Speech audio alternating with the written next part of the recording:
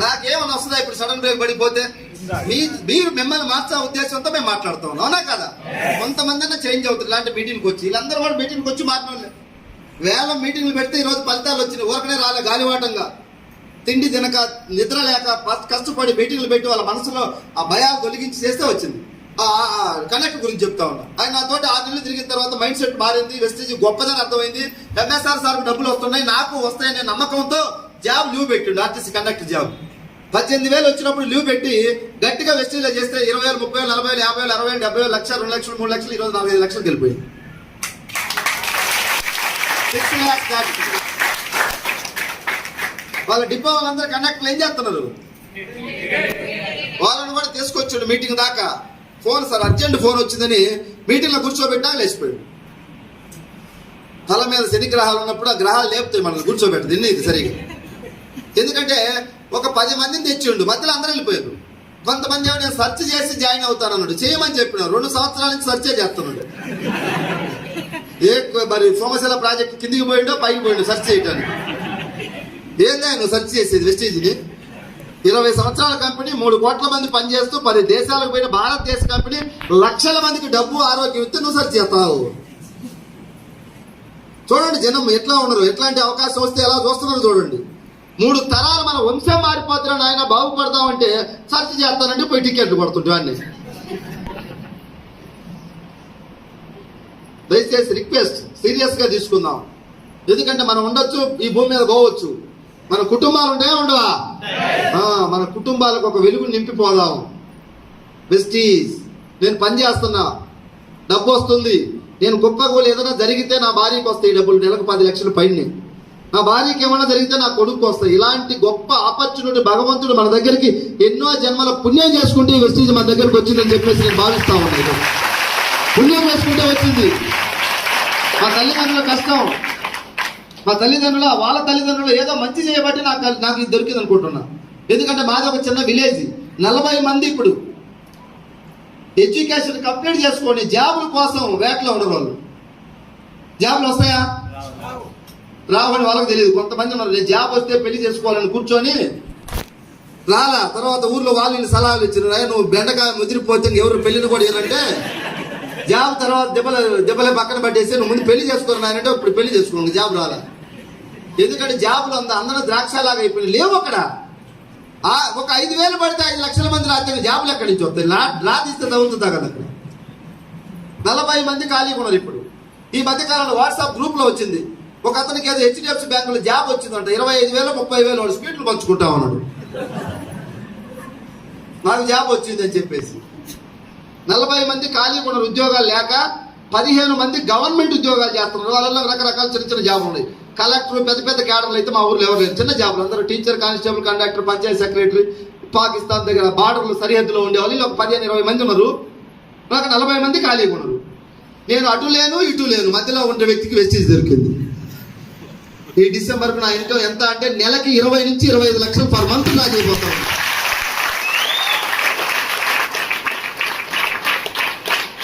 కళలో కూడా పాత బైక్ మార్పుతామని కళలో కూడా కననటువంటి వ్యక్తులు ఈరోజు 20 లక్షల కారు నాగోల్ షోరూమ్ లో ఈఎంఐ లేకుండా ఒకేసారి క్యాష్ కట్టి తెచ్చుకున్న వెస్టీజీ ద్వారా. నా గొప్పతనం లేదు ఇందులో, వెస్టీజీ కంపెనీ.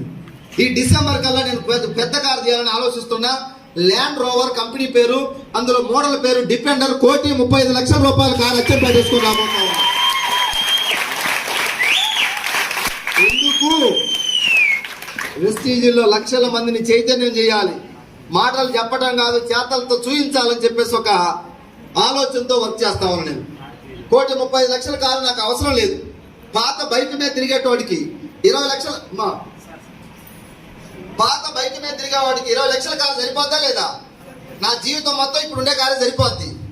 కానీ సాధించిన దానిని చూసి సంతృప్తి చెందకుండా మనిషి ఎప్పుడు అభివృద్ధిలోకి వెళ్ళాలంట. మరి 2 గవర్నమెంట్ జాబులు వచ్చి కూడా వాళ్ళు సంతృప్తి పడలా, ఇంకా ముందుకు వెళ్ళాలని వెస్టీజ్ చేస్తున్నారు. ఎంతో మంది ఇక్కడ అచ్చంపేటలో టీచర్స్ అందరూ వస్తున్నారు వెస్టీజ్లోకి. వాళ్ళు వీళ్ళని పిచ్చోళ్ళలాగా చూస్తున్నారు, వీళ్ళకి ఏం పని లేకుండా తిరుగుతున్నారని. వీళ్ళిద్దరికి ఒక 2 లక్షలు 3 లక్షల ఇన్కమ్ వచ్చి హ్యాపీగా కార్ వేసుకొని తిరుగుతుంటే అప్పుడు వాళ్ళ స్కూల్కి పోతుంటే వర్షంలో దడుచుకుంటే బైక్ మీద అప్పుడు కనపడుతుంది వెస్టీజ్ ఏంటి అనేది పక్కన వాళ్ళకి. ఇప్పుడు చెప్తే అర్థం కాదు. నేను కొంతమందికి అప్పుడు స్టార్టింగ్ లో చెప్తే అర్థం కాల, మమ్మల్ని చీప్ గా చూసిండ్రు. సబ్బులు కొనడానికి సికింద్రాబాద్ పోవాలా అన్నారు నన్ను. మల్లేపల్లి నుంచి, మల్లేపల్లిలో ఉన్నాయి, దేవరకొండలో ఉన్నాయి సబ్బులు.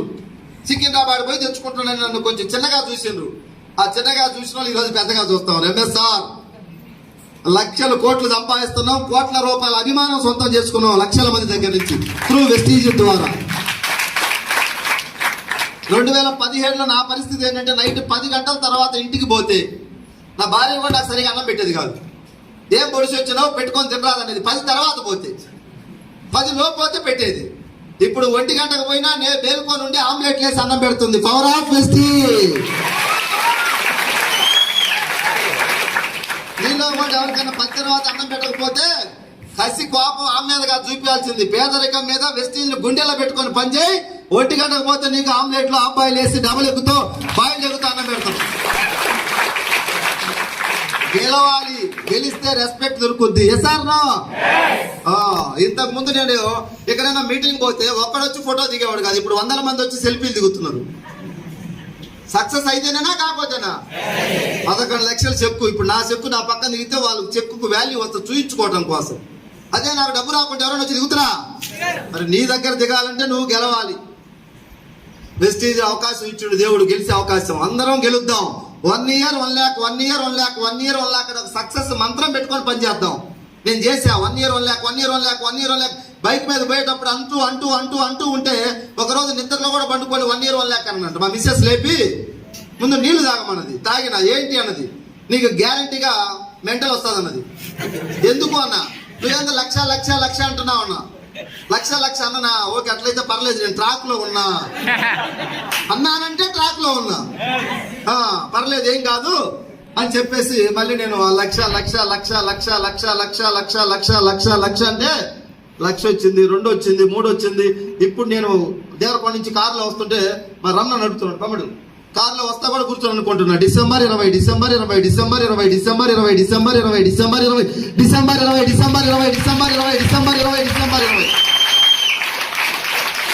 ఎందుకంటే చేయాల్సింది చేస్తే రావాల్సినవి వస్తాయి.